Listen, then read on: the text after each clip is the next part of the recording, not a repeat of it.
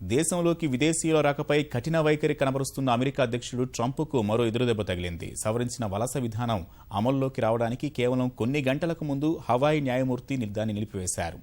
6 ముస్లిం దేశాలకు చెందిన పౌరుల్ని, శరణార్థులను దేశంలోకి రాకుండా నిషేధం విధించే అధ్యక్షుడి కార్యనిర్వాహక ఆదేశం అమల్లోకి వస్తే కోలుకోలేని గాయంగా మారుతుందని అమెరికా జిల్లా న్యాయమూర్తి డెరిక్ వాట్సన్ వ్యాఖ్యానించారు.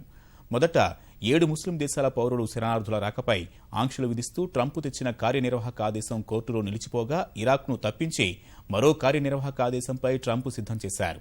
ఆ నిర్ణయాన్ని హోనులు న్యాయస్థానం తప్పుబట్టింది. Iran, Libya, Sudan, Syria, Somalia, Yemen దేశాలకు చెందిన పౌరుల్ని 90 రోజుల పాటు అమెరికా గడ్డపై అడుగు పెట్టకుండా నిషేధించే ట్రంప్ ఆదేశాల్లోనే సెక్షన్ 2ను కోర్టు నిలిపివేసింది. అలాగే శరణార్థుల అడ్మిషన్ల కార్యక్రమాన్ని 120 రోజులు నిలిపివేసే సెక్షన్ 6ను సైతం న్యాయస్థానం రద్దు చేసింది.